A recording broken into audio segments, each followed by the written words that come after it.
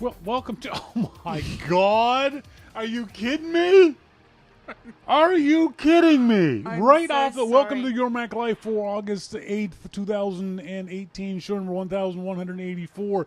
Did you just Take do two. what I think you did But I did it on camera? I did it way over there. You I'm did so it way sorry. over there. Yes, I did. I'm so sorry, everyone. I'm just appalled Oh, you are that not. my cute little wife would do that. Oh, he is not.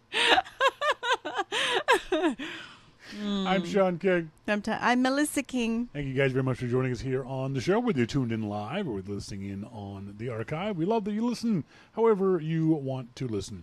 Send us email, as always, to onair@yourmaclifeshow.com. We love getting emails from you guys about whatever's going on in your lives or whatever you have thoughts about with regards to Apple and Macintosh and iPhone and whatever else, photography, whatever else we talk about on the show. On tonight's show, as always, we'll talk to our good friend Jim Dalrymple of The Loop at loopinsight.com. Jim and I are going to talk about Apple acting as a gatekeeper. You've seen or heard the story that Apple has booted InfoWars' Alex Jones off of some of their podcasting platforms. Facebook followed suit, so did YouTube. Twitter hasn't. I want to talk about whether that's a good thing or not. And to be clear, Alex Jones is an asshole. Okay, there's no way around it. He's objectively an offensive human being. And I don't want anyone to have any doubts about my feelings towards Alex Jones. He is a complete waste of time, space, energy, thought, atoms, air, veal, whatever the hell he's putting into his body. It's all wasted on this guy. So just let's be clear about that. But does that mean he should be banned from these ostensibly public platforms? I don't know. We'll talk to Jim about that and the fact that Apple is doing exactly that and whether Apple should be doing exactly that. What are your thoughts on these issues? These, not censorship, because it's not the government censoring him. It's public and private companies censoring him. Is that okay that Apple does this? On air at yourmaclifeshow.com.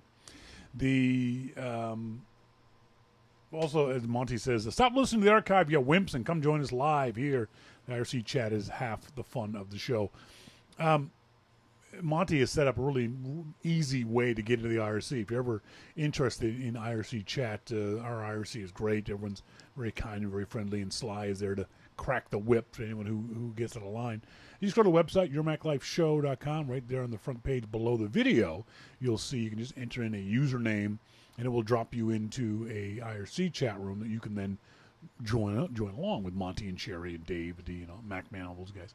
If you have any questions about that, send me an email to Shawn at yourmaclifeshow.com. I'll try to help you out getting you into the IRC, but it's really, really easy to do. You even open it up in a separate window, so you have the video on one side and the IRC on the other, so you can watch and read at the same time. It's fun. Melissa, when we first started, was very intimidated by IRC, but as you can see, it's not intimidating at all, is it? No, it's just not. there's no arcane rules or weird things. You just type. And there's conversations going on, and when you don't understand something, you just ask, hey, what did you mean by that? Because sometimes you lose the thread of what other people are talking about, and I'll look down and go, what? What are they talking about? I still the classic one funniest one I ever saw was I was interviewing somebody. I don't remember who I was interviewing, and so what I do is I'm listening to the guest and thinking up another question. I'm on a website, maybe looking up some information, and I'll look over at the IRC chat room to see what the folks in IRC are talking about with regards to the interview. Maybe someone's made a comment that I want to pass on to the interview subject. Maybe they have asked a question, whatever it might be. And I seem to remember that the interview subject was kind of important, not earth-shatteringly important, but I thought it was important. Mm-hmm. So I looked over to see if the audience had anything to say. And they were reciting Beatles lyrics. Oh. They were doing their own thing. They were all doing their own thing. It was so funny. I'm just looking over and going, Hard Day's Night. I'm like, what?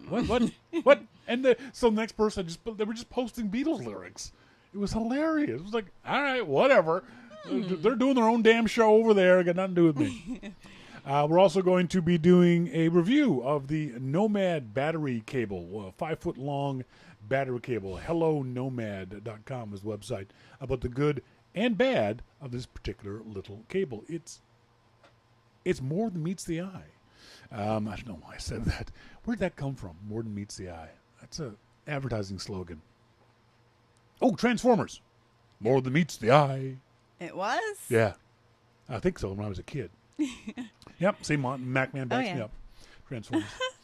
And now they're doing Beatles lyrics. Look, Dave D, I am the walrus. Yeah. I was tempted, but I'm not going to. And then in our starting point photography segment, we're going to talk about Wenders, who claims that the iPhone has or is killing photography. And I will be on here to defend to the death the iPhone and its role in photography. Mr. Wenders has got an interesting point, but I can't agree with his premise. We'll talk about that in the starting point photography segment. We're also going to talk more. A wall. See, this is what we talk about. The IRC is half the fun of the show. Dave D, a walrus in bike shorts, and Monty's like, cinnamon. Anything in bike shorts. I'm still watching the Tour de France. Yeah. Like I don't watch Those this are the stuff. only guys that look good in bike pants. And even they don't look good in bike pants. They're not. Yeah, they're awful. Although, But what are they going to wear? I didn't realize there's a reason for those things. That's padding on their tiny little bony asses. I used to wear them all the time, and so they have padding at the front and the back. Yeah. Yeah. Well, for girls. No, for boys. Do they? Okay. Yeah. So I love watching the Tour de France. It's on the background in a separate monitor. I don't care. If someone told me who won right now, I don't care. I like the visuals. He likes to look at the French countryside. The HD video, the helicopter shots, the I love the fact that these guys are going to cycle for 200 kilometers and then sprint the last 100 meters. Yeah, really. That just always cracks me up. Yeah. Like 4 guys will go off to the front, and then they'll pedal their asses off to stay ahead of everybody, and then the peloton of the big bunches catches up to them, and then they blow past them, and then 3 guys pedal their asses off to the ending. It's also something I could never do. I remember many years ago when I saw this ad on the Tour de France, and it was an ad for an exercise bicycle. And the exercise bicycle had a screen on it. Like most exercise bikes don't, they're just bikes. But this one had an LCD panel. It had an iPad screen on it. And the neat thing about the bike was that you could program on the screen the route you wanted to go, like a real world route. And the bike would raise and lower depending on the route you chose. So if you chose a route that had a gradient or an elevation on it, the front of the bike would actually lift up. Oh. And you had to pedal harder. I thought, and they had a Tour de France model. And as usual, it happens in these kinds of things, I lose my mind and think, I should get that bike. That'd be really cool. I couldn't bike the Tour de France. What the hell made my fat butt think that I could bike the Tour de France? I couldn't bike to the grocery store. Well, no, you biked around the seawall. It was flat. Well, that's just the beginning. You got to work your way up to the hill. Yeah, I wouldn't. I'd get off the bike. I really wouldn't. No. I absolutely wouldn't. No. But yeah, I thought, spend all the money to buy a Tour de France bike, and then, yes, I'll ride the Tour. No. Can I see those guys? They're built like greyhounds, and they're still throwing up at the end of races. Yes. Amazing athletes. Really are. And like they are built, they've got no body fat. They're tiny. They ingest 5,000 calories a day. Yeah, wouldn't that be a great? Day. If you could do that, just... I don't know. How do you do that and not just get throwing up because you're eating too much food? They must have like special, they got all this special food being prepared for them. But what kind of healthy food can you eat? I mean, sure, I can eat 5,000 calories of ice cream. That wouldn't be a problem. Lots of like pasta and potatoes and all those carbohydrates, right? Are potatoes carbs high calorie? Well, I don't know anything about food, so I don't know what science they would. Yeah, neither do I. But yeah. But yeah, that's just it's utterly mind-boggling to me that they could ingest that amount of food on a daily basis for a month.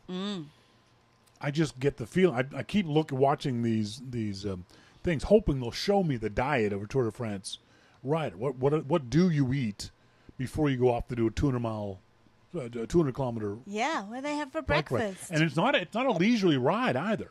These guys are riding at 40, 50 kilometers an hour. Oh, they're amazing. For 6 hours. And then they're riding at 10 kilometers an hour up a 7-degree mountain.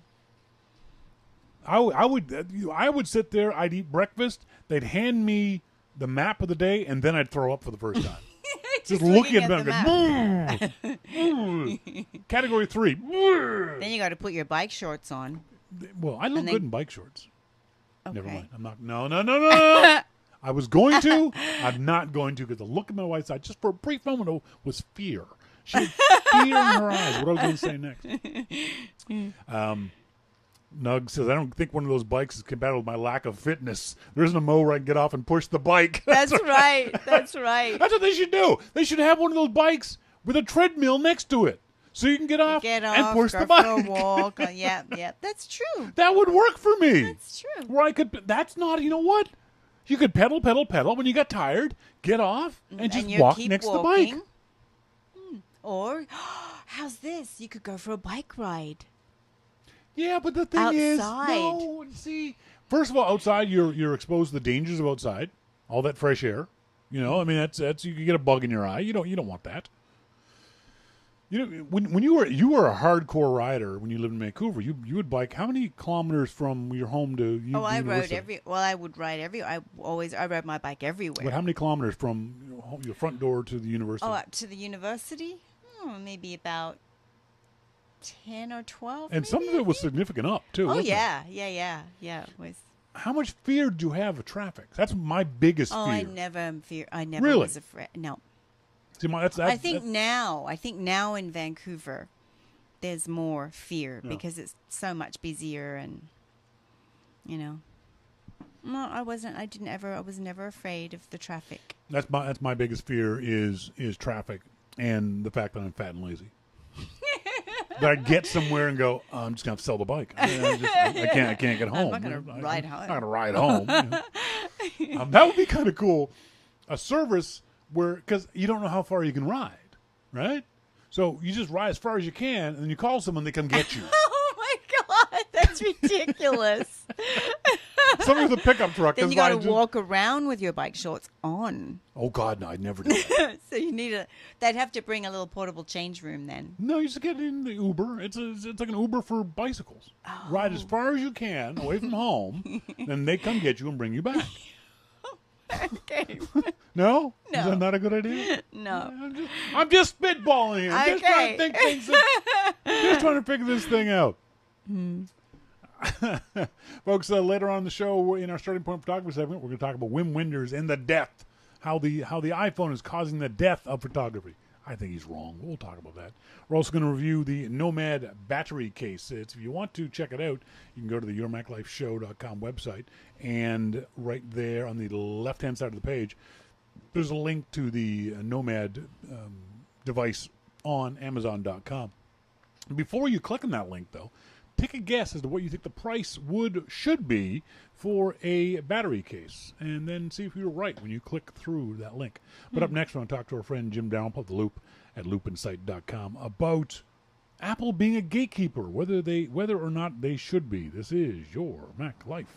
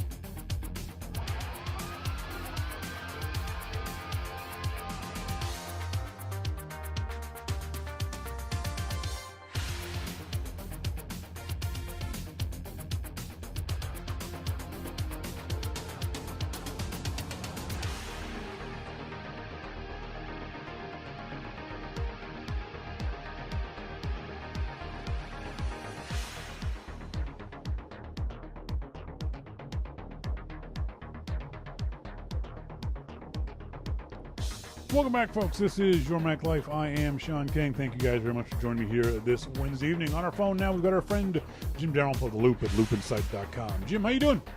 Doing good, Shawn. How are you? I am good. I posted this story up on The Loop on, I think, Monday when I first saw it. The idea that Apple is acting as a gateway in booting and banning Alex Jones of InfoWars from its platforms, then quickly followed by Facebook and YouTube, but not by Twitter. Let's talk a little bit about your thoughts about this. Is this something Apple should be involved in doing? Well, look, I had a couple emails about this from people saying that Apple was being heavy-handed and that people have a right to, talk and do podcasts. And I said, look, just first, calm down. Secondly, nobody is telling Jones or anybody else that they can't make podcasts. Yes. They're free to make podcasts all they want. They can make 10 a day if they want. But Apple is a company and has a platform to distribute those podcasts. They also have rules. And if you want to be part of a distribution network, then you have to follow those rules. Okay. And if you don't, then they can kick you off. And I think that any company would do that. Doesn't it, though, set Apple up to be an arbitrator of popular culture, of appropriateness, of any number of things, and therefore get themselves in trouble? I mean, if they were doing that, wouldn't they kick off things that they just, somebody in a position of power didn't agree with? That's not what they do. I mean, this isn't like the free and open internet. Apple is a company. They have a platform. You can put that stuff on the free and open internet if you want, and if people want to read it, they can. That doesn't mean Apple has to provide you with a free and open access to their servers and their podcast network. True, but it's not the way it is. I agree with that in a very narrow point. But the problem is, once Apple starts saying these things that this is bad, then and remember, Apple's been doing this for a long time. The Playboy is not on the iTunes store. You can't find. Remember when the App Store first opened up? I remember. There was all kinds of bikini apps out there that Apple would ban instantly. And we all thought, they're being very heavy-handed, and it's kind of silly that they don't let bikini. There was a bikini weather app. They were stupid apps, but a lot of us were saying, "Come on, Apple, lighten the hell up." Now we're saying, "Come on, Apple, clamp down." Well, look, I think that Apple has every right to do what it's doing. Okay. Was Apple, and have they been clear and open with the rules and regulations of what they expect from its content providers? Yes. Yeah. And did you willingly break those rules? Yes. So what's the problem? If you're driving down the street and you know that the stop sign means stop and you go through it and get a ticket, are they clamping down too much on you, or did you break the rules? You broke the rule. It's just as simple as that. There's nothing else to this. He broke the rules that were set out as guidelines and rules of conduct on the podcast network. I think he can't expect that he can say whatever he wants in his own private thing. I mean, the server company that he's with probably has rules and regulations, and maybe they're going to kick him off too. I don't know. I'm sure he can find a server, but I think that brings up my next point: is that at least Apple it can be argued that Apple has been fairly consistent in this, if a little too G-rated for some of us. But at least they've been pretty consistent. Although, Jones has been saying this stuff for a long time, and why Apple just sort of suddenly woke up to this on Saturday or Sunday, as the news reports go, I find that a little bit lame that just suddenly now the light bulb came on in Tim Cook and ADQ's head. Be that as it may, at least they've been consistent fairly over the time frame of Apple's ability to do these things. Facebook has not. YouTube has not. There are still all kinds of offensive things on Facebook. There are still all kinds of offensive things on YouTube. Should those things also be dropped from those platforms? Well, that's up to I'm asking you. Should they be? Well, if the company has rules that this stuff is not acceptable content, then yes. They can put it on the web. They can do whatever they want. They're using this company's platform, whatever company that is, to disseminate this information. If the information is against what that company wants on their platform, then take it off. It's very clear.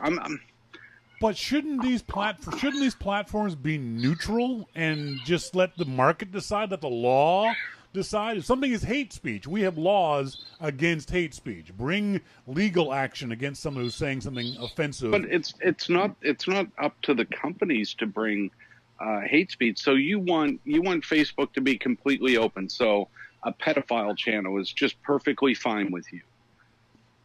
Is that what? That's where you're going with this? Within the law, yes, because then the law steps in and arrests those involved in the pedophile channel. No.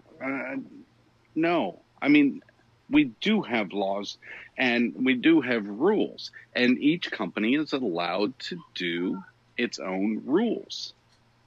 And you agree to those rules. So if you break those rules, this isn't about free speech. No, it's not. This is about breaking the rules of a company that you agreed to and then didn't follow. That's what it is. That's all it is. I think so. Go ahead. Apple is well within their rights. Facebook is well within their rights. Google, whatever. They all are. The server company that hosts his stuff is well within their rights if they have a similar agreement to say, you know what? No. You can't do this. I think my favorite part of this whole story is the fact that InfoWars has the exact same terms of service that other companies do. That if you say something offensive, they can ban you from InfoWars. That made me pee myself laughing. Yeah. That they want different rights for themselves than they hold for their own. And I don't have a problem with this. Like I said up the top of the show, Alex Jones is an asshole. There's no any way, shape, or form about it. The problem that people are going to have, and a problem I have in a small degree, is what happens when these companies start, and I'm not saying Apple's going to do this, but what if they started banning guitar players? That Tim Cook suddenly didn't like guitar players. Jim Dalrymple is a guitar player. We have to remove the Dalrymple report off of the iTunes store. Let's see. I mean, I know it's ridiculous. I know it's what I'm saying. All of these things that people say, those are just straw man arguments that they have no footing at all, none. And it's just silly. I just roll my eyes when I read people saying this stuff, because you've said it before. Apple has been very consistent in this, in monitoring and policing, and I think that they've done a good job of it. Now, if this has broken the rules, then it's broken the rules, and get rid of them. Now, that being said, and I'm definitely of two minds of this. I understand why Apple's doing it. There's a part of me that really wants to say, you know, if you're a free speech defender, you must defend speech that you find objectionable. I've signed petitions in Nashville to allow the KKK to march in Nashville, Tennessee. As offensive as I find the KKK, I signed a petition to allow them to march in the city streets. So that's where I stand. Okay. Hold on a sec. I agree with you wholeheartedly. I do. And I commend you for standing up for that. However, if the KKK came to your property and wanted to hold a barbecue, would you let them? No. Right. Why? Because you own it and you have rules.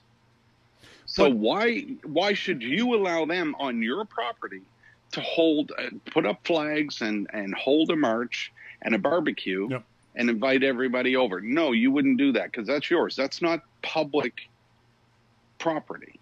But Apple isn't a private company. They're a publicly traded, publicly facing company. You know very well that that's a completely different thing. I don't think it is. Very well. Yes, it is. Yes, it is. You know very well it is. So now you're just trying to piss me off. Monty says, good example, Jim. I said, shut up, Monty. Now, all that being said, Twitter has not banned Alex Jones. When Twitter, it can be argued, is probably the most accessible way that most of us have heard about this idiot, and where he has said arguably the most offensive things. Remember, for those folks who may not know who Alex Jones is, just a little brief example of it. He claims that the Sandy Hook massacre, where 22 children were killed in Connecticut, he claimed that never happened. He claimed that the parents were faking it, the children were faking it, that everyone in all that stuff was faking it. He claimed that, and that's just the most heinous example of all the awful things that this guy has said and done. Yet Twitter came out on Monday and said, nope, we don't think he's broken our terms and services. Do you agree with Twitter? I'll be perfectly honest with you. I don't know what he said on Twitter. And that's the thing. He has to have said something on Twitter to break he can't just speak publicly. He has to say it on Twitter. So I don't know what he said on Twitter. I don't want to know. I don't follow him. But I would assume if he had, that they would take action. I would hope. He has said those things, and no, they have not taken action. Well, then that's wrong. That's where Twitter gets himself caught in a really, really bad situation. Then Twitter is the wild, wild west. They really are. I think part of the problem for Twitter is that they also recognize that once they start doing this to people like Alex Jones, they have to do it to other people. And eventually, they're going to have to step up and go, you know what? We got to ban the President of the United States. And Twitter's never going to do that, nor should they. Well, I don't know what to tell you. It's a tough situation for everyone involved, and I'm kind of glad that Twitter and Apple and these companies are having this conversation, because it makes us, A, aware of these idiotic things these people are saying, but B, it also makes us aware of our thoughts and feelings about this stuff. We got to start thinking about, is this a good thing? Is this the thing that I want to, is this the hill I want to die on kind of stuff? And I think it's an important conversation. People have to remember that this is not a freedom of speech issue. Yes, that's correct. It's not the U.S. government coming to him and saying, you can't say these things anymore. Yep. That's not what's happening here. It's I was going to say a private company. It is a company with a private platform that it opens up to people if you agree to the terms and conditions. He broke those. He's out. Perfectly fine with that. And it doesn't matter what the terms and conditions are. If you agree to them, and let's be honest, Apple's are just terms and conditions are just don't be a dick. Yeah, really. You know, and he broke those. Yeah, that's right. That's right. So I think it's perfectly fine. I really do. Yeah. I haven't thought twice about it since it happened. Well, you are not. You are not one of the great deep thinkers of our time. I mean, granted, you know.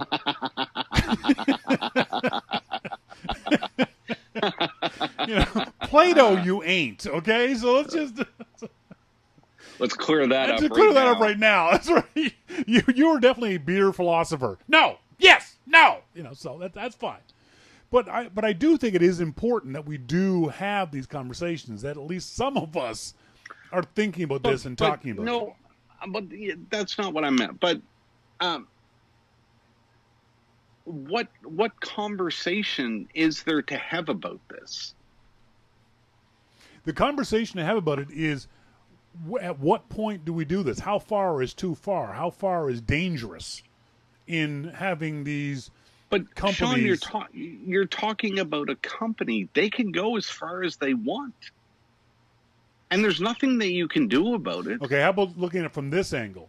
From the point of view of Apple is pissing off a number of its customers. Let's say it's 25% of their customers. They've pissed off, and those people now no longer buy Apple products. You got to believe that a certain percentage of Alex Jones's listeners buy iPhones, are Mac users, will buy an iPad, et cetera, et cetera, et cetera. You've now just pissed off 25% of your customer base.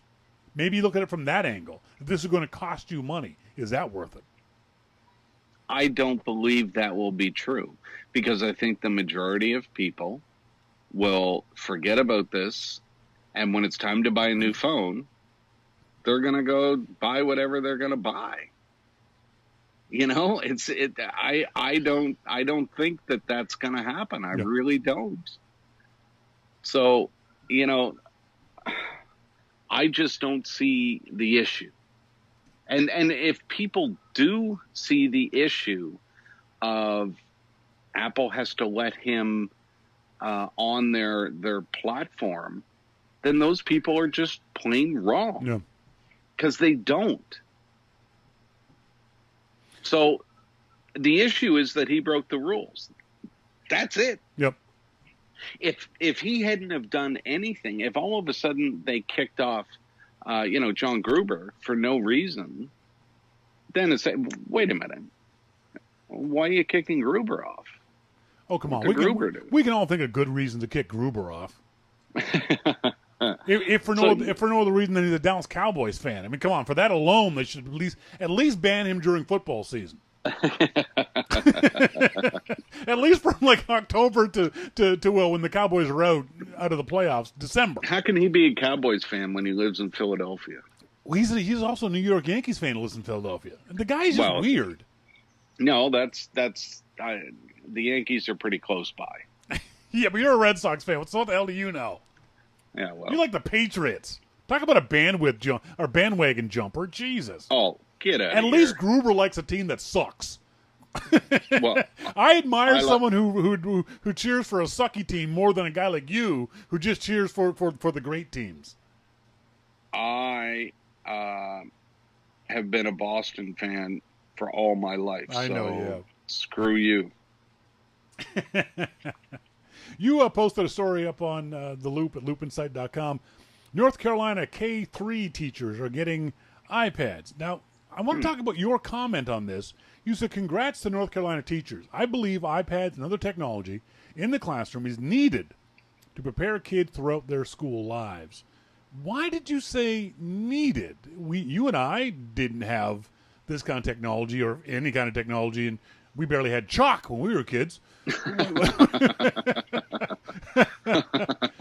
And we turned out, you turned out okay. Why do you think iPads and technology are needed in classrooms? It's a different world. I don't think that kids have enough access to technology. As much as they have access to their phones, they don't have enough access to, guided technology like they will with iPads, with, teachers being able to help and track and do all of this kind of stuff for them. Mm-hmm. I just think it's really important. And, school districts hardly have enough money to pay for teachers. So, being able to get technology in there is tough. I think music is important as well. Yeah, I agree. But, when it comes right down to it, if you're going to have the education talk, I think just teaching the basics is very important. And I don't think that we're doing that either. We're not doing it particularly well. Do you think this kind of teaching is easier with technology? The teaching of the things that you're talking about is easier with technology? Well, I don't think teaching at all is easy. Yeah, I agree. Absolutely agree with that. But I think that kids need a new set of skills than what we needed when we came out. I mean, if we had the basics, they were happy with us. They graduated just to get us out. But, now you don't even need that because they're not allowed to fail you because you'll make them feel bad. And they're not allowed to do anything to you. They can't keep you after school because you'll feel bad. And I just, God, I spent most of my day at school after school. So, yeah, me too. So, I don't agree with the way the education system is going, and it's not the teachers' fault. I have the utmost respect for teachers. I think one of the problems that we have is that getting technology of any kind, whether it be internet access, whether it be iPhone, iPads, Chromebooks, doesn't matter. If money isn't also given to teach the teachers how to use this stuff. My wife is the occupational therapist for the school district here on the Sunshine Coast, and she tells me all these kinds of horror stories of teachers. They've all got access to iPads. They've all got their own personal work-based MacBooks, MacBook Airs for the most part, and yet the vast majority of them have no idea how to use these devices, nor does the school district have the money to train them to use these devices. So they're not being used to a tenth of their potential, so it's kind of a waste of money. Well, and, when this stuff is done, when school districts buy this stuff, they have to factor in that there's going to be a learning curve for everybody, not just students, but the teachers too. And, Apple has these new education programs that they ship out to schools, and all of that has to be utilized along with, I think, the basics of how to read and write. How to do addition and subtraction, history. What is that old saying? Those who forget history are destined to repeat it. Well, there's a lot of crap that kids just don't know about these days in our history, and it's sad. So, but I don't think technology will change that. If technology for technology's sake will not change. Just giving a kid an iPad will not teach him history. No, I'm saying that they need the technology. I think I'm being strafed. They need the technology and the basics. I forget about all of this crap that we're trying to teach them, and forget about making it so that they don't feel bad. Yep. No, go to school. Do your work.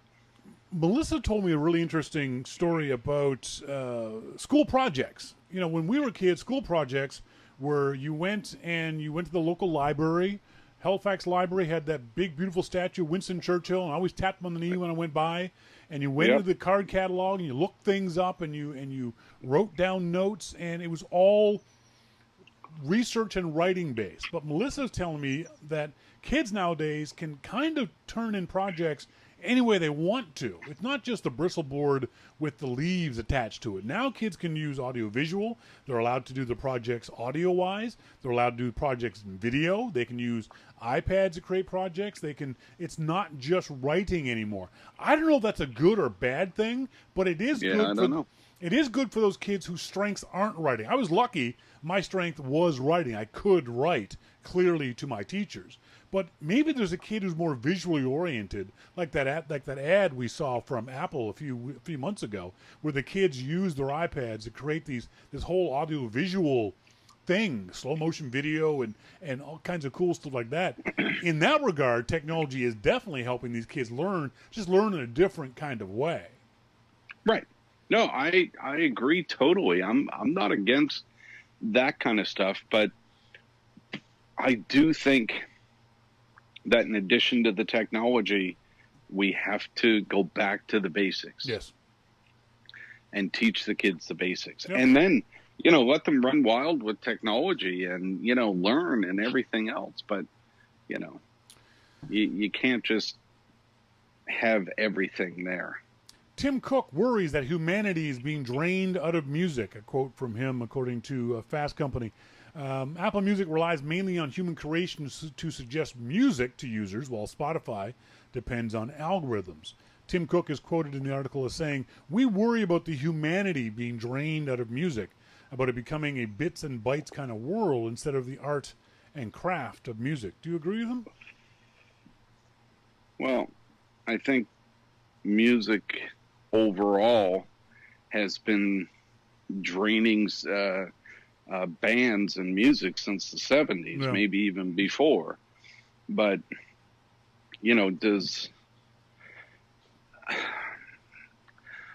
first record companies were stealing from artists, and if you talk to some artists, they'll say Apple Music is stealing from them too, and Yep. Spotify and Pandora, and so if Tim's worried about the humanity being drained out of it, pay the artist more. Yeah. Cut them a check.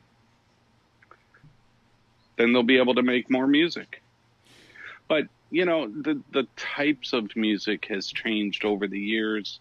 It changed in the 50s, and it changed again in the 60s and 70s, and every decade music has changed, and it's changing again now. What's popular, and I think for the first time, most of the popular music could do without a guitar. And that's very sad to me, but that's Sure. that's just the way it is. That's where we are. The first question when I read this interview or this quote is exactly what Monty said in the IRC chat room. He says, "What does that mean, draining the humanity from?" Do you either A, understand what that means, and B, understand what he's saying when he says draining the humanity? I just assumed that they were sucking the industry dry. Should Apple, with all their billions and billions of dollars, skip the record labels entirely and go straight to the artist and pay the artist even more? Is that if Tim Cook thinks that the humanity, however he defines that, is being drained from music, maybe Apple should take a leading role, if music is in their DNA as they say it is, in changing this and not allowing the humanity to be drained from music. I'm not sure that music is in Apple's DNA. That's what they keep saying. Well, I think they're wrong. Yep. But Apple Music is doing a very good job. But who's making more money from Apple Music? Apple or the artist? Yep, definitely Apple is. Yeah. So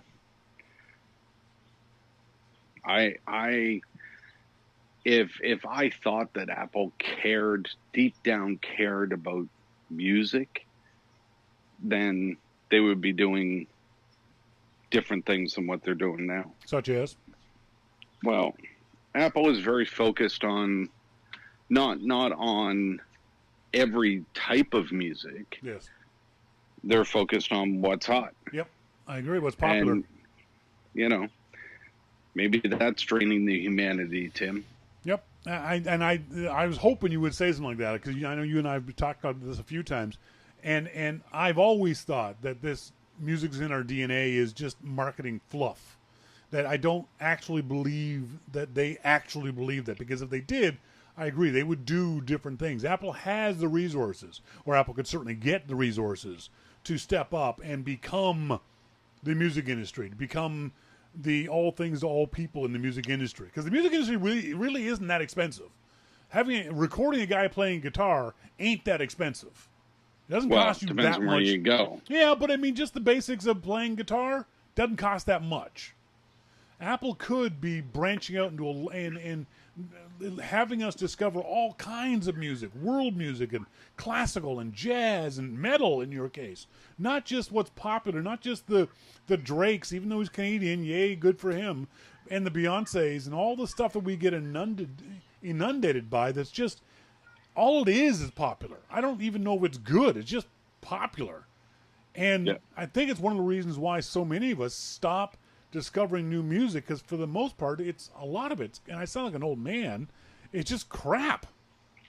Well, and that's, I don't talk to anybody about new music because I do sound like an old man, and I get that the same way that the previous generation would have said about me listening to Iron Maiden and Judas Priest. I understand. I'm fully aware of how I sound when I talk about new music, but there is, for me, I still discover new bands and I still discover new music using Apple Music, but I find it a bit disheartening sometimes to hear Apple say that music is in their DNA when, if you talk to some of the bands, maybe it's not. Yep. If Apple was saying popular music is in our DNA, then I cut them some slack. But they're not. They're saying music, which is all music. And if anybody has music in their DNA, it's those artists. Yes, that's right. The artists that are, banging away on their music, regardless of what kind of music it is, but just the ones that are banging away on their music, trying to get an album made, which they can very easily now. And, they get popular on SoundCloud or they get popular on YouTube and then they, have these skyrocketing careers, and you know what? Good for you. Yep. Good for you. But there's more to it than that, I think. Yep. I absolutely agree. And like I said, I wish Apple would take more of a leadership role in this regard. I think that would really help them differ, because right now I think between Apple and Spotify, Apple says we use humans, Spotify uses algorithms. There's good and bad on both, but I think if Apple stepped up and became an actual leader in music, not just in technology, in programming, in coding, I think if they stepped up and actually became a leader in and of music, I think it'd make a huge difference. Me too. Folks, been talking to Jim Dalrymple of The Loop at loopinsight.com. He has his own podcast called The Dalrymple Report. Him and Dave Mark of The Loop were talking about Dave's brand new MacBook Pro in the last Dalrymple Report. Check it out on the iTunes Store. As always, Jim's here each and every week. Thanks, Jim. Thanks, Shawn. Talk to you later, buddy. See ya. Bye. Folks, when we come back, we're going to be talking about Wenders and why he seems to really not like the iPhone and what it's doing to music. All that and much more. To photography. All that and much more coming up. This is your Mac Life. Hello, my name is Melissa King. I'm your Mac Life's official spokes Australian. As Shawn begins his 25th year of broadcasting on the internet, he has asked me to say a few words to you all. Send money. What? Why not? More? Okay. When you listen to Your Mac Life, you'll notice there are no ads, no commercial breaks, no 5-minute ad reads for products you've already bought or have no interest in buying. That's because Your Mac Life is entirely listener-supported, and not even listener-supported via a paywall or a subscription service. It's simple. If you like Your Mac Life, you can pay for it. If you don't want to pay for it, you don't have to. You can still listen. But we'd really like it if you did. On the Your Mac Life homepage at yourmaclifeshow.com, on the top left, there is a subscribe to YML box.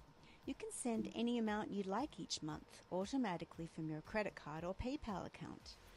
It's set for $2, $5, $10 or $15, but you can set it for any amount by clicking the donate button. The best part is you'll barely notice it. It's $2, but it makes a huge difference to us here at Your Mac Life. It means we can pay for website hosting, internet access, new computers and software to run the show on, and so much more. So, if you like Your Mac Life, please subscribe. $2 will make a tiny dent in your wallet, but when enough people subscribe, it makes a huge difference to your Mac life. I'm Melissa King. Thank you.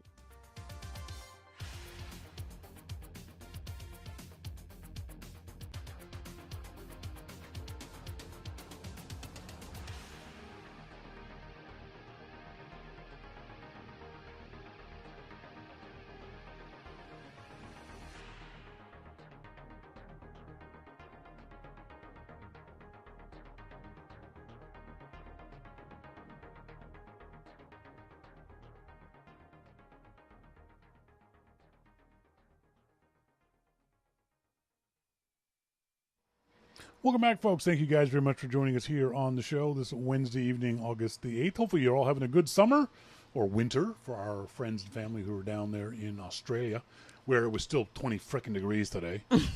It's about 60 degrees in Newcastle, around that. So that ain't winter, all right? That's not winter. When they're still surfing and showing up on the beach in shorts, that's not winter. Can we move to Australia? I'll do the show on Thursdays. That's right. Yeah, you'd have to. No, you'd have to do it just the day before. No, I still do it at Wednesday at 5:30 here in North America. Okay. What was I going to say? Does it get stupid? Does it get this hot in Newcastle? Like it's 34 degrees, 93 today. Oh, yes. Really? What, you mean in the summer? Yeah. Oh, God, yes. Crap. Yeah. So we're not getting away from the heat. No.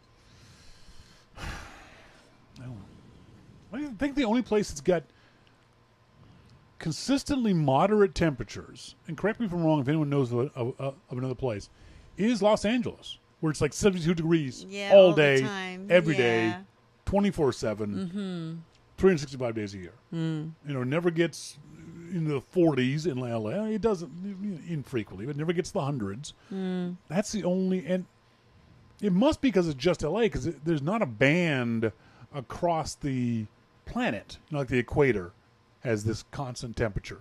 If you're in the northern temperate zones, we have this constant kind of temperature.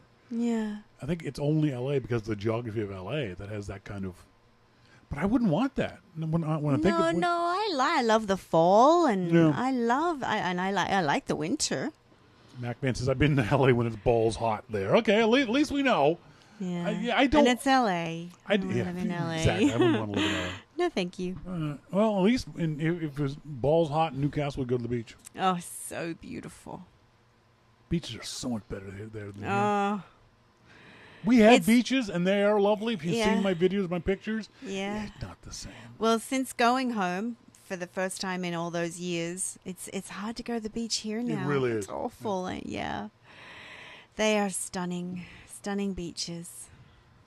Honolulu, pretty much 80 degrees all year round, if I recall. Yeah, and they have lovely beaches. But I've heard Hawaiians don't like Canadians. Really? Yeah, I've heard that. Oh. Which is amazing. It's amazing. Why? That's like saying Disneyland isn't the happiest place on earth. Who doesn't like Canadians? Who doesn't? Is it so? Do you know why? I don't know. But I've heard people say that. It's a very odd thing. Although I've never had any interest in going. I've always wanted to go to Hawaii to see the volcano and to see the lava going into the ocean. That just for whatever reason fascinates me. But that's all I want. There's nothing else. Yeah. There's nothing else I want to see about Hawaii. No offense to anyone who's in Hawaii. No, I don't have any urge. I mean, I'll just keep going. I've heard it's beautiful. I've heard home to Australia. I've heard the beaches are gorgeous. I'm sure. I'd love to go with my friend Clark Little and photograph shore break. Photograph him doing shore break. I ain't doing it because if you ever seen Clark, I interviewed Clark 4 or 5 years ago. He's invited me to come to Hawaii with him and shoot shore break. I'm like, dude, shore break is when you've all seen waves crashing on the beach, but shore break is where a wave builds up like 4 feet from the sand and then crashes directly on the sand. There's no buffer of water between when the wave hits and the ground below. Because even in Australia, when you went out, the wave would break. It broke, and there were still 6 feet of water. Oh, but we still have days where there's shore breakers all day, and you don't go in unless you can get beyond them. Shore break is where it crashes directly on the sand. They're brutal. And I've seen, and Clark stands there in the shore break, takes spectacular images, but he gets his ass kicked. Oh, yeah, you get chundered and you have sand in every orifice. Not only do you get Horrible. sand in every... We've all been to a beach and gotten sand in orifices. This is sand that's been pressurized and shoved in your orifices. It gets shoved in. You're getting out of your orifices for weeks. No fun. No fun. So Wim Wenders. Wim Wenders is a very interesting director of all kinds of movies. And I'll be the first one to admit I'm not a fan of his style of movie. He's very avant-garde and new wave, and he's not making a movie with The Rock. Okay? And I'm a simple man. I just want to see shit blow up. You know, I go to the movies for escapism and turn my brain off. Give me some popcorn, some M&Ms, and just... But Wim Wenders movies, you got to think. They make you think. And they're very, very good, from what I understand. I don't want to think. It's just my own personal feeling. Renowned German photographer and filmmaker Wim Wenders thinks that photography is more dead than ever, and that phones are to blame for the art form's demise. He says the trouble with iPhone pictures is nobody sees them. Even the people who take them don't look at them anymore, and they certainly don't make prints. And even though phones are getting loaded with more and more features and filters, they may not be helping people become creative photographers. He says, I know from experience that the less you have, the more creative you have to become. Basically, Wenders doesn't think very highly of the smartphone's place in the world of serious photography, and doesn't even think that most picture taking done on smartphones should even be called photography. He says, I'm in search of a new word for this new activity that looks like photography, but isn't photography anymore. You've watched the video. What are your thoughts? Because you've got some pretty strong opinions about what is and isn't photography, what should and shouldn't be allowed when it comes to photography. Well, just the editing thing Yep. is more of a conversation that we have. He's a moron. Who's a I moron? just see- Wait, who's a moron? MacMan saying that man is a moron. Maybe he's some sort of a purist or something that doesn't... I would definitely describe know? him as being a purist, yes. Now, there's anything wrong with that. No. But I mean, I wonder where he draws the line between photography. Like, what is it about it? What does he say that it is? Is it because it's happening so much and anybody and everybody is doing it? That's what is offensive to him? That the art of photography is now in anybody and everybody's hands? Is that what he has a problem Watching with? the video with Wenders and having had similar conversations with any number of photographers, and this is not meant to be the slam that's going to come out to be, any number of old white male photographers. A lot of them feel this way, and a lot of it is deep down, it's a fear that their beloved art form is changing in ways they don't recognize. And it's a very common fear for a lot of people for a lot of different things. When baseball changes its rules, the old-timers say, no, you can't change the rules of baseball. Baseball is a pure sport. When we change the rules of writing, that you can use the word ain't now. Ain't is now a word that's in the dictionary, or irregardless is now a word. When we were kids, we were told irregardless is not a word. Only idiots use the word irregardless. Well, now it's in Merriam-Webster's. Things change for better, for worse, for neutral. And some people don't like change. A lot of people don't like change. Most people don't like change. So I think for a lot of photographers, like I said, I've spoken to them like this. They don't like, the change from film to digital. They also don't like the democratization of film. They believe, I went to school for film. I studied film when I was a kid. In high school, I was a part of the photography club. I went to college and got a bachelor of photography. I've got a master's in photography. I worked in the industry for 10 years, sweating my ass off as an assistant, and now I'm a professional photographer. I'm making money at it. And here's this snot-nosed 14-year-old kid selling his iPhone shots for the same money. No, that's not photography. No, it's not your photography. It's his photography. Mm-hmm. It's just different. Another big complaint among photographers is because of the democratization of photography, the price they can charge for individual prints has dropped to the floor. 20, 30 years ago, there was, I think, one stock photography place was Getty Images. And when you wanted to buy an image from Getty, it cost you $5,000. When Time Magazine wanted to use a stock photo or a photo that Getty owned, it cost Time Magazine $5,000. That's why Time Magazine had their own photographers. Because they'd pay their photographers $1,000. But now, Getty Images has got billions of photos from people from all around, and people who are willing to sell that photo for literally pennies. So if I'm a professional photographer with X amount of money, time, energy invested, and I see my efforts where I used to be able to charge $5,000, I can now only charge 5 cents, I'm going to be upset. Yes. And that's a completely understandable thing. Is it not changing with the times? I don't know. I don't think the iPhone is killing photography. I don't think he needs a new word for iPhone photography. If you want to call it iPhoneography, go ahead. But photography means capturing an image with a camera. Done. That's it. That's all photography means. It doesn't mean anything. It doesn't mean unedited. It doesn't mean uncropped. It doesn't mean perfectly shot. It doesn't mean anything except capture an image with a camera. And in that regard, he's wrong. You and I talked in the pre-show about I'm old enough to remember and worked in the industry in the days when desktop publishing first started. And when Adobe came out with a PostScript printer that allowed you to do all these weird, cool new fonts that Adobe had invented and print these things off, every company newsletter, every church newsletter suddenly became filled. I remember one time, I was working in an engineering firm in Richmond, in Vancouver, and the engineering firm had a sales guy who wanted to put out a newsletter about our product, and the company didn't make anything exciting or interesting. So we thought he was going to jazz it up, and I counted the front page of this little newsletter about our products had 15 different fonts. 15 different fonts and at least 7 different font sizes. It was just eye rape. It was awful. It was just the worst. It was ugly. It was just, I was like, no, dude, 2. You get 2 fonts. I went on his computer and I tore out all the fonts. I said, you can use these 2. These are the company fonts. They weren't. I was just making them up. I decided what the company fonts were going to be, you know. I was like, Helvetic and Courier. That's all you're getting. I think it might be the same with photography.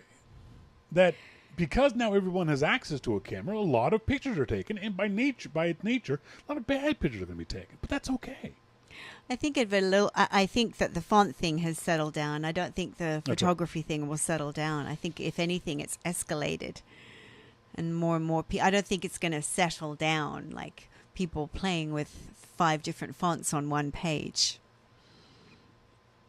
And that's okay, because people can do what they want with their camera. Yes. And if they don't ever look at their photos again, that's okay. That's not your choice to decide to tell them that's a bad thing if they capture that moment. There are certainly times when I get pissed off at photographers. I'm watching the Tour de France, and the perfect example is you see all these people, thousands and thousands of people standing on the side of the road. And it's really kind of cool. These folks are, gotten up because they close those roads at 5 a.m. So you got to get up the side of that mountain at 4 a.m. and find your spot and then wait till noon or 2 o'clock for the tour to come by. So you've been standing there all this time, waiting and waiting and waiting, and then you see them on video doing this. They're watching the tour through their screen. Put the phone down. Yeah, well, there's a lot of that too. TiVo it. Missing the experience. You're seeing the experience through this little screen, but the experience is right there. But I don't think that's what this man is talking about. No, but what he is talking about is people capturing the images, but not experiencing the images. Yes. And then you've taken the image, but you don't do anything with the image. You don't look at it. You don't print it. You don't send it anywhere. It just stays in your phone. Look at your phone. Everyone can look at the phone and look at how many. Look in your photo gallery. How many of those photos have you ever shown somebody? How many photos have you ever looked at and gone, "That was a good picture," or "I really like that"? go through your photos and delete the ones you don't do that with. I do it on a regular basis. Oh, I do it all the time. If I have taken a photo and it doesn't come out, I generally delete it right away. But if I forget to, at some point when I'm lying in bed or waiting for supper to cook, I'll go through them and go, delete. I would like to see what his response is to some brilliant, incredible photography that's been done on an iPhone, and what would he critique about that? What would he say about it? He feels like a guy who wouldn't accept that you can create good images on an iPhone. And for that, if I'm mischaracterizing Mr. Wenders, my huge apologies, because he doesn't deserve me to mischaracterize him. But I've heard from so many people who say that. Go to, I think it's iPhoneographyAwards.com. And stupidly enough, they have the 2018 iPhone Awards. 2018, still 4 months to go, guys. Come on. But anyway, you go to that website, and for the most part, if I don't tell you that the photo was from an iPhone, you wouldn't know. That's right. You would have no idea. And it doesn't matter where iPhoneography, I'm trying to find it, iPhoneography Awards. iPhoneography. Help me. iPhoneography Awards. 2018 iPhoneography. I want to say, it's at ipawards.com is the website.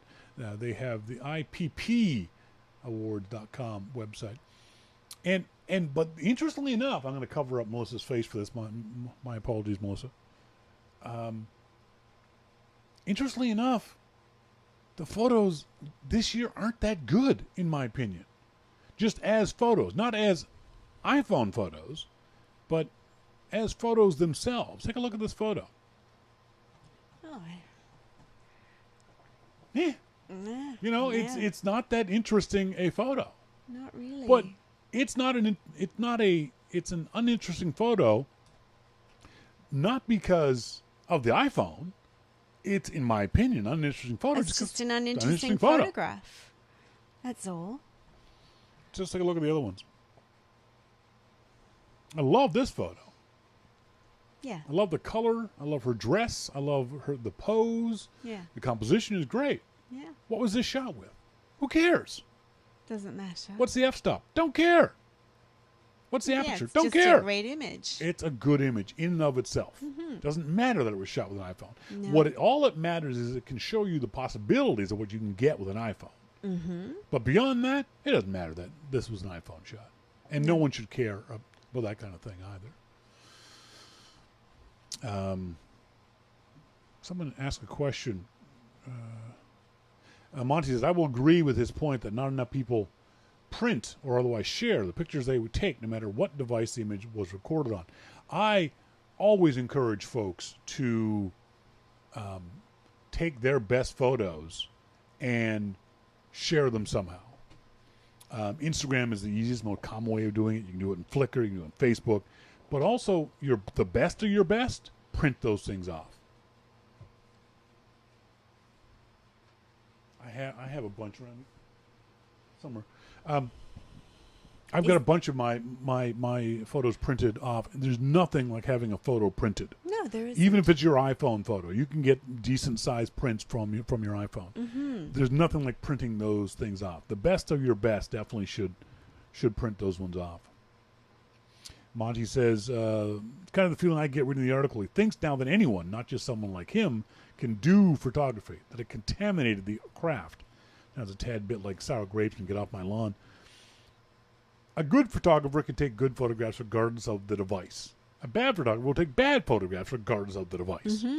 He said in the interview that less is more. The less you have, the more creative you have to be. That's not true. It's not true at all. Well, an iPhone is less. Is that what he's saying? Like less is more in terms of your camera or capabilities, or what does he do? He's got a show in Britain where he shot on Polaroids. Well, that's Less. interesting. But okay, I mean, I'd be interested to see that. And Polaroids have come back, correct? I mean, it's not a competition. Well, it is for some. But I mean, the iPhone against the camera, against a Polaroid. It's not a competition. The bottom line is the result interesting, and are people enjoying it? Does it tell a story? Yep. There's all kinds of film guys who will not shoot digital because they don't believe digital can take as good a picture as film. Okay, some people like vinyl. They like the impurity of it. And I think those guys are dead wrong. That objectively, it doesn't matter how the image is created, it can still be a good image. It can be a crayon image. It doesn't matter. Yeah. A good image is a good image, regardless of the device it was captured on. So, my apologies to Mr. Wenders. You're dead wrong. So is he a photographer? Or he's not just a filmmaker? He's also a photographer. I've never known him for his photography. Yeah, I mean, okay. But when your name is Wim Wenders, if you want to do Etch-a-Sketch, people will come and watch you do Etch-a-Sketch just because he is who he is. The nice folks at Nomad, hellonomad.com is the website, sent me, I did a brief review a few months ago of one of their cables. Oh, it was hang on, I got it hooked up here. They have this really cool cable, very long, but the cool part about the cable is, first of all, the braiding of it is really feels real high quality. But it's got 3 tips on it, which is really cool. It's got a lightning tip on it, and it's got 2 different USB tips. And I love this one cable, because this one cable can charge my iPhone, can charge my vape device, can charge a camera, can charge a bunch of different things. So I really like that cable. So the nice folks at Nomad, hellonomad.com, sent me this interesting device. It's another cable. Just a charging cable, a lightning charging cable. But it's got a battery attached to it. And so this is what it looks like. So here on the one end, you've got your regular USB connection, just regular USB that goes into any USB device. And then on the other end, you've got a lightning cable that plugs into your iPhone or your iPad. It's got a plastic strap here for cable management. But here, not in the middle, oddly enough, there's a whole 2.5 feet of cable on this end, is a battery. It's a 2800 mAh battery. It's the same size battery as your iPhone. Very simple. There's no on-off switch on the battery. The battery just doesn't do anything. There is one button on it, and when you push the button, you can see that it lights up. If it lights up white, it means it's fully charged. If it lights up yellow, orange, amberish, amber? Is amber kind of orange? Yeah. Like a yellow light. A yellow light, amber light, it means it's charging. It'll slowly flash when it's charging or needs to be charged. Simple. It's not complicated at all. This is a very simple little thing. But it's also kind of brilliant, because rather than having to carry around an extra battery or find some place to charge, you've got both in one device. So if you're in the car, you plug this in. You plug this into your car charger, this into your iPhone, and it's a pass-through battery thing. So if your iPhone needs charging, the juice goes through the battery and into your iPhone. Once your iPhone gets fully charged, then the external battery then starts charging. So it charges your iPhone first, then it charges the backup battery. But when you're around and when you don't have the ability to plug into a USB port, you just plug in the USB cable, and it takes charge from the battery section. So this is really great. If you are traveling, and we did this when we went to Pemberton over the weekend. I knew I was probably going to take a lot of video. I knew I was going to probably take a lot of pictures. So I brought this little cable along with me.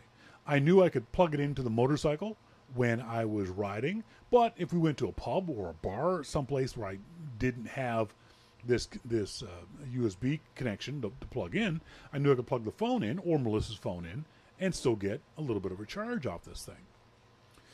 It's made of the same cable material as the previous one. It's I think it's a nylon braided cable. I really like the feel of the cable. It feels like a high quality cable. I haven't had it long enough to know for a fact whether it will bend and break, unfortunately, like a lot of our Apple cables have done. But it feels like a good quality cable. This little plastic strap here at the end of it is okay. It's a little awkward to try to fold up and then close things up with this. So it tends to be a bit bulkier because of this cable. So when you fold it up, it becomes about that size, fist size, longer.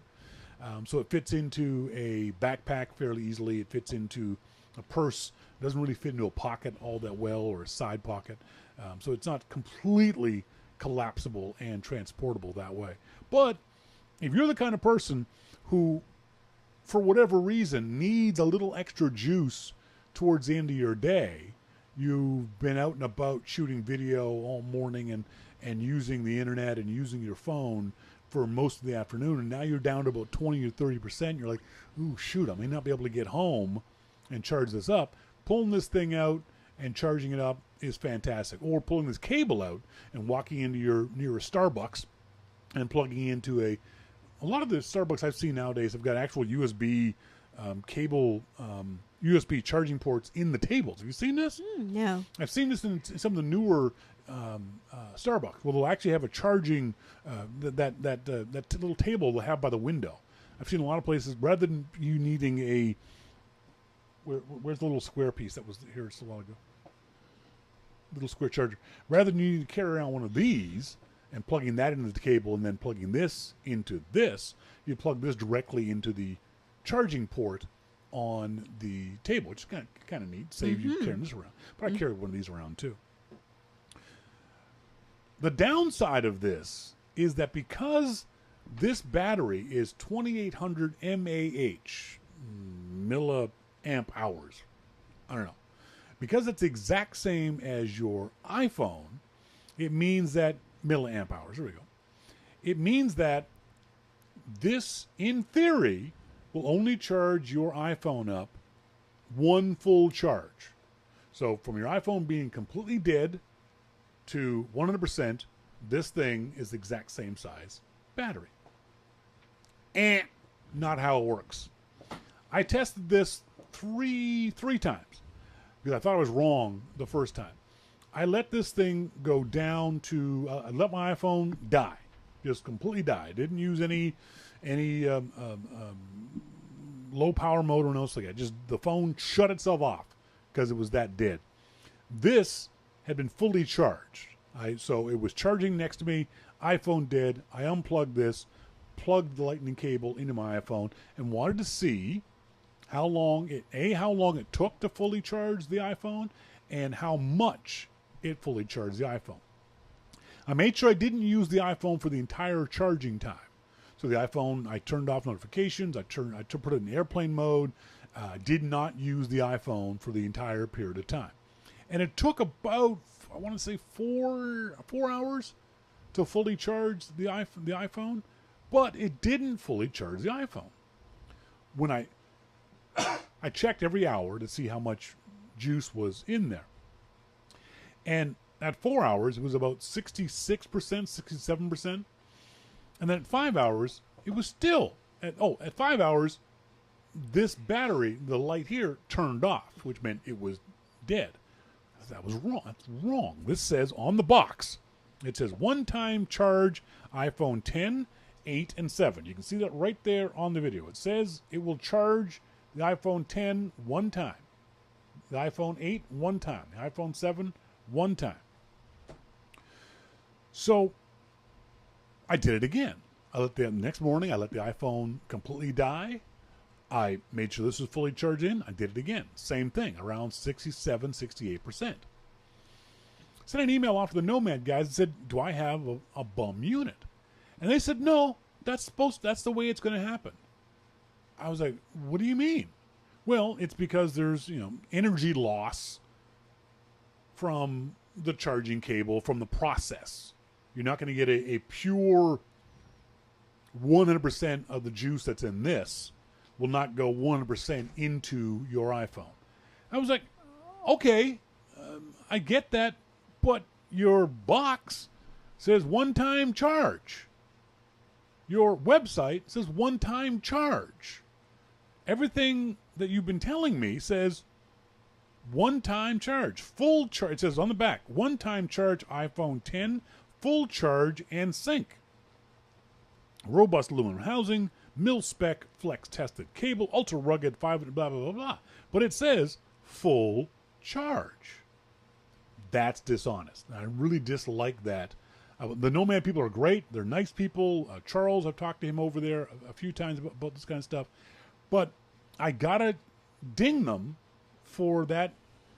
I don't want to say it's dishonest, but it's certainly misleading.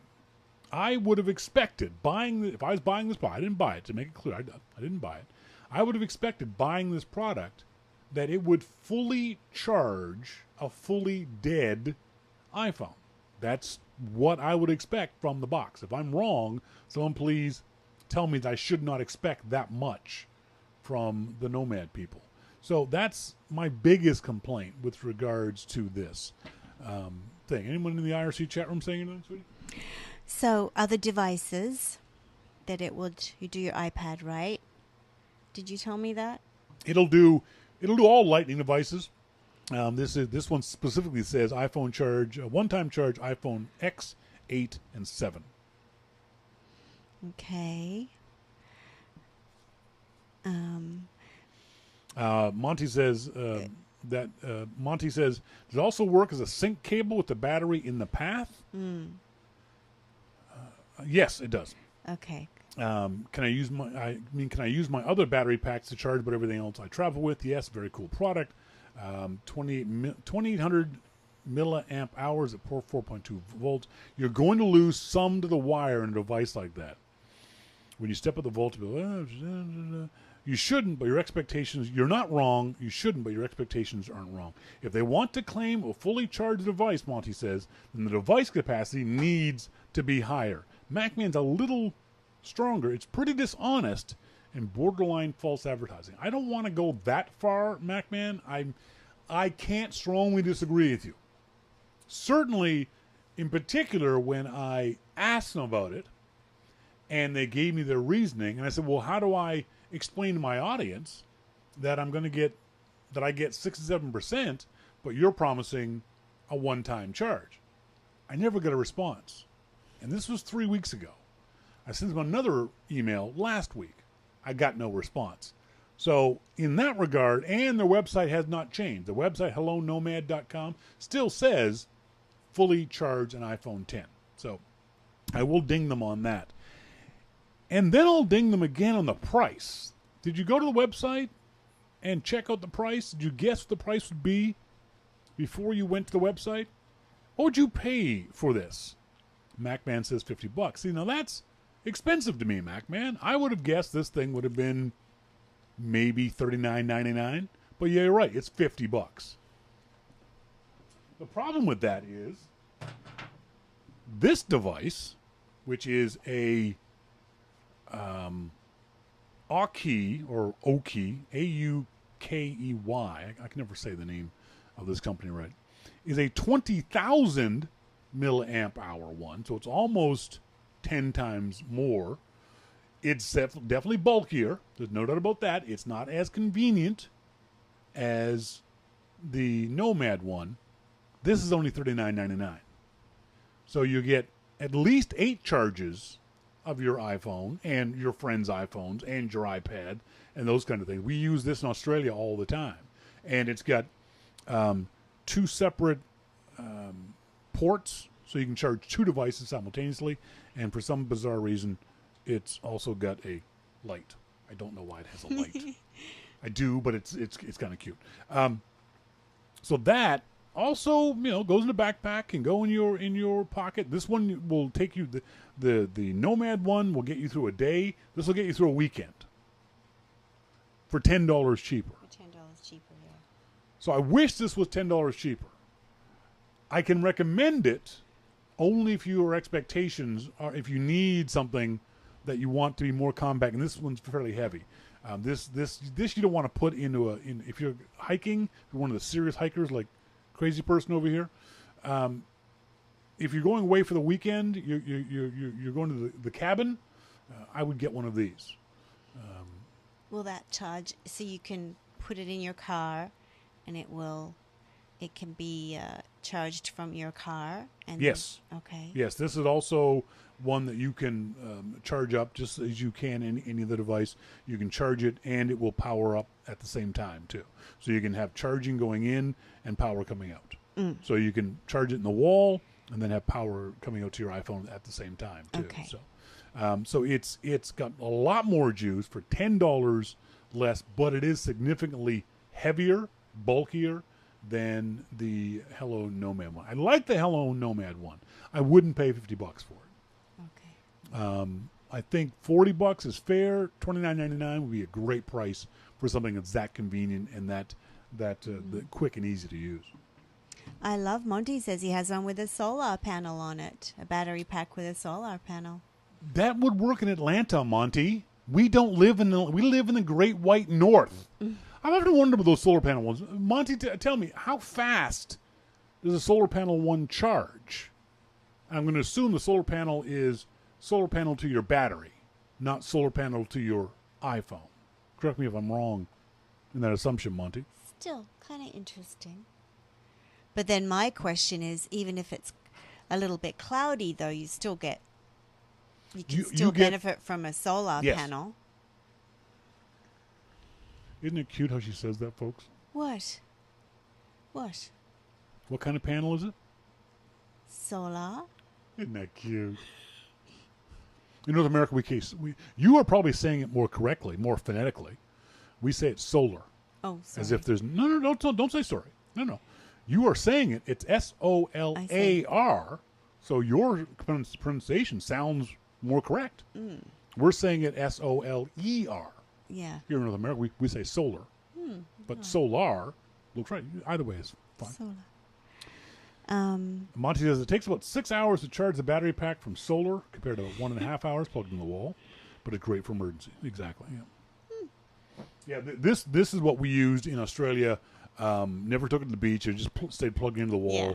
And then at night when we wanted to plug things in, because of the power ports in Australia are different. They're the typical weird stuff you get outside of North America. We could plug, rather than have two separate prongs, two devices with Australian prongs, we just had one device, and then we could plug two devices into this. But yeah, I do like the Hello Nomad battery cable. I want to thank them very much for sending it to me. I just wish that they would be more clear. It's not going to give you a full one-time charge, and the price is $50 is a bit much for my taste. If you want either this device or the Aki device, you can go to our website at yourmaclifeshow.com. On the left-hand side, there are links to Amazon.com for both of these devices. And if you buy anything, either these devices or anything else, while you shop through our website, we get a bit of a kickback. So we'd appreciate it if you guys would do that for us.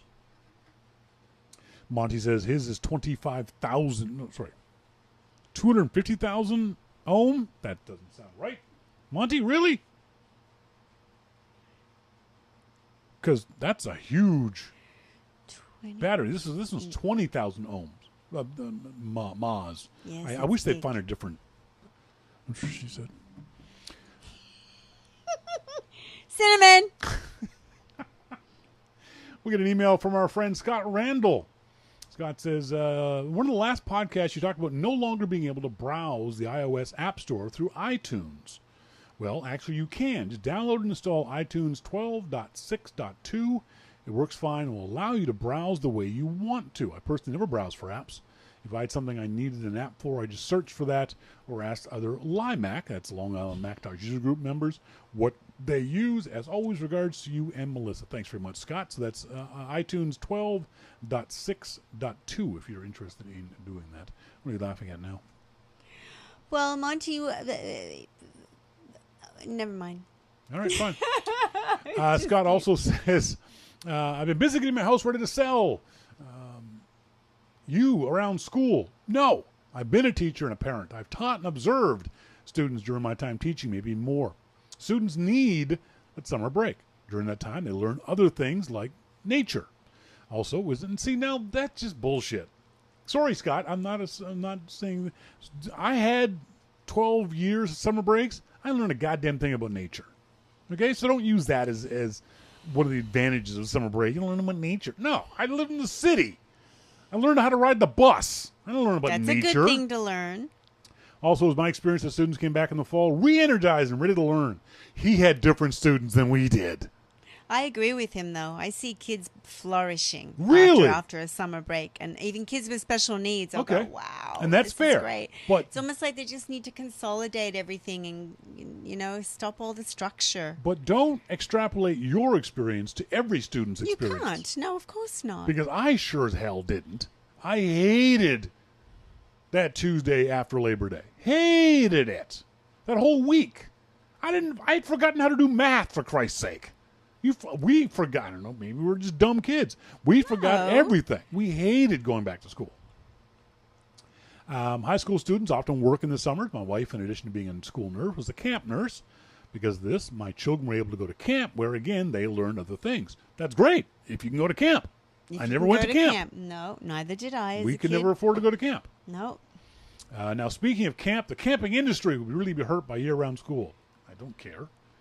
No offense, again. No offense, Scott. I'd rather have kids learning 12 months out of the year and hurt the camp counselor industry than the reverse. Kids do learn 12 months out of the year. Not about nature. They learn all the time. Helicopter parents and free-range parents. Really? Just be parents and treat each individual situation accordingly. The problem is not everyone does, Scott. Some parents helicopter, some parents free-range. Every parent is different, but it's got to be. Can we agree that helicopter? If we have to choose, can we agree that helicopter parents, those who hover over children, are worse than free-range parents? Isn't part of the problem that we have nowadays is that kids are so coddled? They're too controlled. They're too, let them go and figure out their own issues. You've said it many times where you know of kids who go from school to after-school care to dance class to whatever. Yeah. And every single moment of their lives is controlled. Is guided and controlled by an adult or a bunch of them. And when they go to the park, there's mom sitting there watching the kid. When they go to the mall, there's mom sitting there watching the... Let them go. I know. I get why parents do that, but again, I sound like an old man. If it was good enough for our parents, why isn't it good enough for you? Mm. You know, maybe if you were one of those parents who lost a brother because mom and dad weren't paying attention, okay, maybe then you could be. Yeah. But for the vast majority of people, no. I grew up in a military family, in a military environment, in a private married quarters, so there were kids around us constantly. Mm-hmm. We didn't lose a single kid. Okay, No. I know. Again, I'm not going to extrapolate this to everybody, but we lived in a very vibrant neighborhood with a lot of dangerous things around, mostly caused by ourselves. No one ever died. No. You know, we went and did things. We went in the woods and we ran through the marshes and we got in trouble with the cops. So you did go in nature. That's not nature. It is nature. We didn't go in to look at trees. We were running from the cops. It doesn't matter. You were still in nature. I was running from the police. Oh, dear. Bye, Dave. See you, Dave. Melissa Spoke's Australian spot. I think I found where she made a mistake.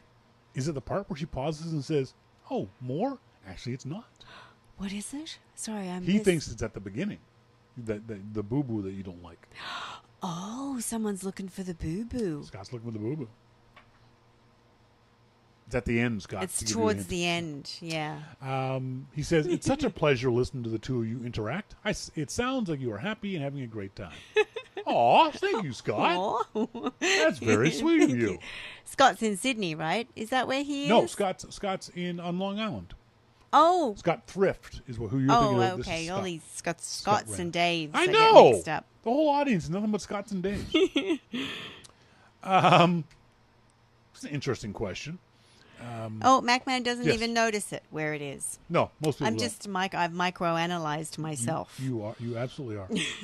you absolutely are. Yeah. It's after 7. Let's see. Is there anything else real quick?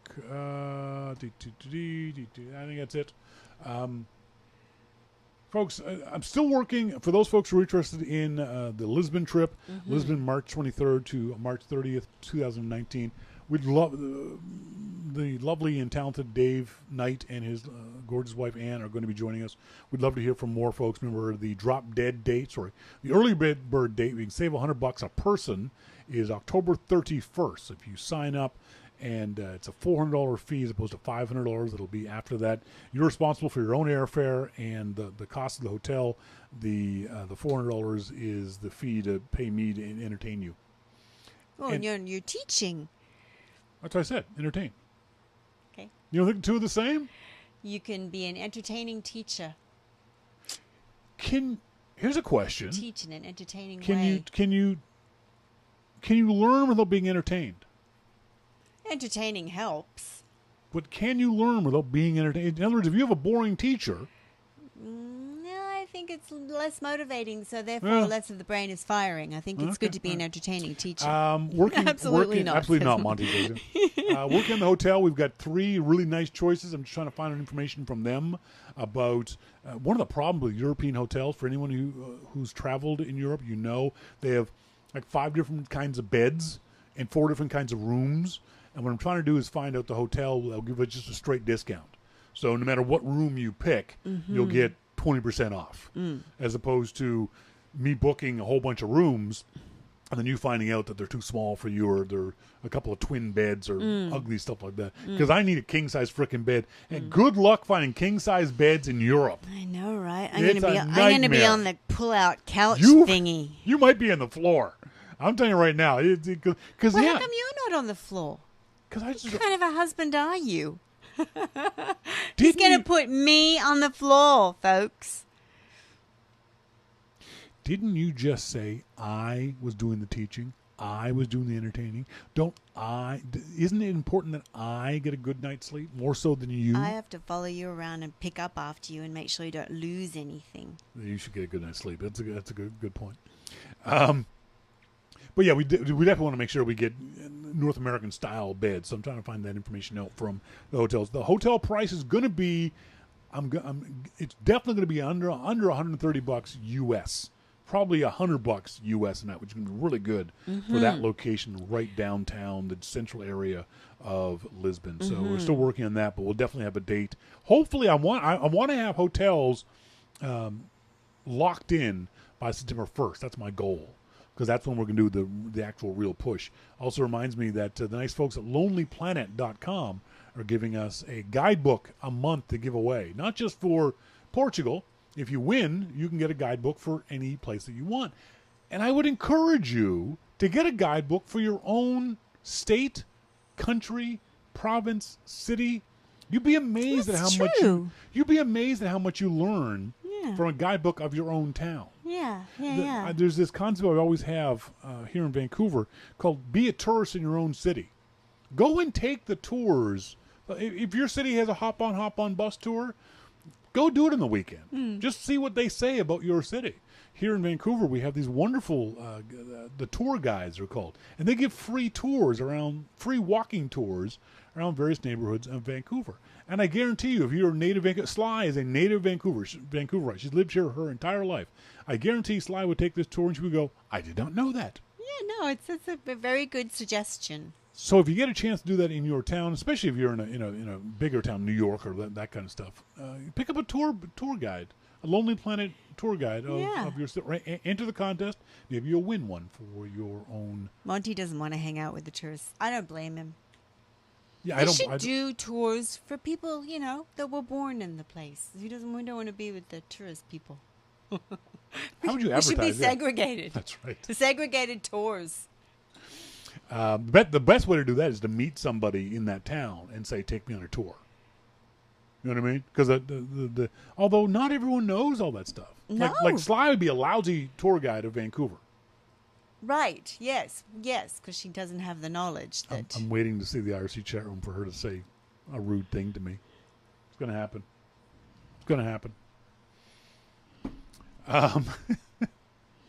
I married Shawn for his king-size bed. What are you kidding me?